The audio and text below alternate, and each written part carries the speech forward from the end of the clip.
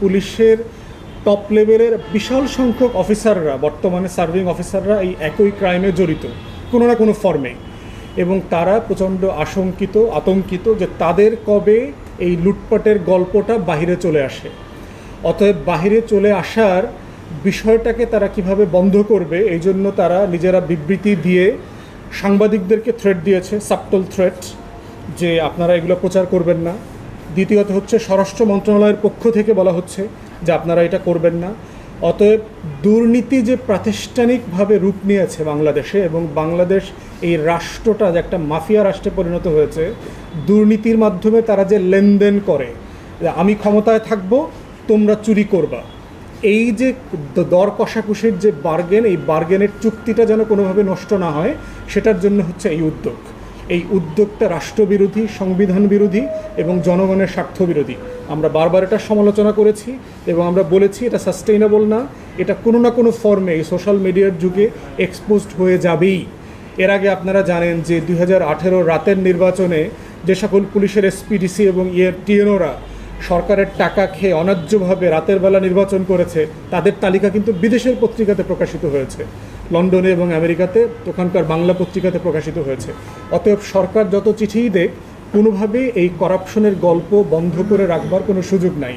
এটার একমাত্র সমাধান হচ্ছে স্বচ্ছতা, জবাবদিহিতা। দুর্নীতি তদন্ত করতে হবে, তদন্ত করে স্বচ্ছতার ভিত্তিতে বিচারের ব্যবস্থা করতে হবে। বর্তমানে যে রাষ্ট্রীয় আইনি কাঠামো আছে এবং আমাদের যে পেনাল কোড সিস্টেম আছে, সিআরপিসি আছে, আমাদের টোটাল প্রসেসের ভিতরে কোনো ঘাটতি নাই, এনাফ আছে। কিন্তু প্রশ্ন হচ্ছে যে প্রসেসটা ট্রিগার করবে কে? রাষ্ট্রকে ট্রিগার করতে হবে। তো যেমন ধরেন মতিউর রহমান, যিনি কর্মকর্তা, তিনি হচ্ছেন একটা ডিপার্টমেন্টের দায়িত্বে আছেন। তো তার বস হচ্ছে এনবিআর, তার রিলেটেড কানেক্টেড মিনিস্ট্রি কোনটা? Finance ministry. প্রেসিডেন্ট, প্রধানমন্ত্রী, প্রত্যেকে যদি এই বিষয়টাতে কোনো দায় নেওয়ার অথবা দায়িত্ব পালন করবার ব্যাপারে তাকে চাপ না দেয়, তাহলে প্রশ্ন হচ্ছে তারা তো সেই সুইচ বাটনটা অন করছে না। আর দ্বিতীয়ত হচ্ছে মতিউর রহমান তো একা না, পুরো এই সিন্ডিকেটটা মিলেই তো কাস্টমসে হাজার হাজার কোটি টাকা তারা লুটপাট করছে, সেটা একা না। এরকম মতিউর রহমান বাংলাদেশে হাজার হাজার আছে, এক দুইটা না। আপনি এরকম মতিউর রহমানদেরকে টার্গেট করলে 1 মাসের ভিতরে বাংলাদেশের 1 বছরের বাজেটের টাকা তুলে ফেলতে পারবেন, এই পরিমাণ টাকা তারা লুটপাট করেছে। দ্বিতীয়ত হচ্ছে যে দুদক কখনোই ফাংশনাল প্রতিষ্ঠান ছিল না, আইনি কাঠামোর কারণে না, এটা হচ্ছে সরকারের কারণে। কারণ সরকার এই প্রতিষ্ঠানটাকে কখনো বৈধভাবে রাষ্ট্রের স্বার্থে, জনগণের স্বার্থে পরিচালনা করবার জন্য চেষ্টা করে নাই। তারা যেটা বারবার করেছে, এটা একটা দায় মুক্তির প্রতিষ্ঠানে পরিণত হয়েছে, যে যত চোর বাটপার আছে এদেরকে এখানে দায় মুক্তি, শুদ্ধাচার সার্টিফিকেট দেওয়া হচ্ছে। যেভাবে বেনজিরকে একসময় শুদ্ধাচার সার্টিফিকেট দেওয়া হয়েছিল, যে খুবই অনেস্ট কর্মকর্তা হিসাবে। তো বাংলাদেশে এর আগে আমরা বহুবার দেখেছি দুর্নীতিবাজ কর্মকর্তাদেরকে দুদক সার্টিফাই করে সনদ দিয়ে দিয়েছে যে সে আসলে ওই পরীক্ষা না দিয়ে জিপিএ 5 পাওয়ার মতো অবস্থা আর কি। তো বাংলাদেশে আইনি কাঠামোর কোনো সংকট আছে বলে এই মুহূর্তে আমি মনে করছি না।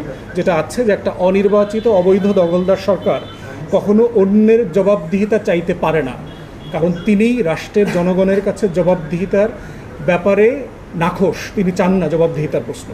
অতএব এটাই হচ্ছে সংকট, অস্বচ্ছতা এবং জবাবদিহিতাহীনতা, রাষ্ট্রীয় সমস্যা, দুদকের সমস্যা না। পৃথিবীতে অনেক দেশই দেখবেন, যেমন দেখবেন জিম্বাবুয়ে থেকে শুরু করে ইভেন আমরা দক্ষিণ আমেরিকার বেশ কয়েকটা দেশে দেখলাম যাদের মুদ্রার ভ্যালু এত কমে গেছে যে তারা এখন আমেরিকান ডলারটাকে তাদের ন্যাশনাল কারেন্সি বানিয়ে দিয়েছে। এরকম ঘটনা পৃথিবীতে বহু দেশে ঘটেছে। তো বাংলাদেশে মুদ্রার যদি এই ভ্যালু কমতে থাকে, একটা পর্যায়ে দেখা যাবে যে টাকা দিয়ে আপনি কিছু কিনতে পারছেন না। আপনি বস্তা ভরা টাকা নিয়ে মার্কেটে যাবেন, আপনি ছোট একটা ব্যাগ ভরা টাকা মানে খাবার দাবারও কিনে নিয়ে আসতে পারবেন না। সেই বাস্তবতায় যদি যায় কখনো, তখন এই প্রশ্নটা আলোচনায় আসবে। কিন্তু আমরা মনে করছি না যে দেশের অবস্থা তো এখনও সেই লেভেলে গেছে যে মুদ্রার অবস্থা, দেশের অর্থনীতির অবস্থা খুবই খারাপ, কোনো সন্দেহ নাই। কিন্তু মুদ্রাতে মুদ্রা কারেন্সি চেঞ্জ করে ফেলবে, টাকা বিলুপ্ত হয়ে অন্য কোনো কারেন্সিতে যাবে, সেই আলোচনাটা এখনও সম্ভাব্য জায়গায় আমরা দেখতে পাচ্ছি না। কিন্তু দেশের অর্থনীতির অবস্থা যথেষ্ট খারাপ, দেউলিয়া হয়ে যাবার মতো যথেষ্ট বাস্তবতা তৈরি হয়েছে।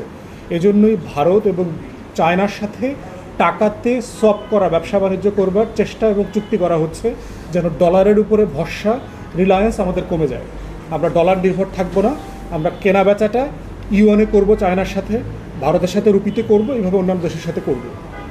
এটার মাধ্যমে প্রমাণিত হচ্ছে যে আপনার ডলার উপার্জন করবার যে সক্ষমতা, সেটা বাংলাদেশ রাষ্ট্র ক্রমান্বয়ে হারিয়ে ফেলেছে।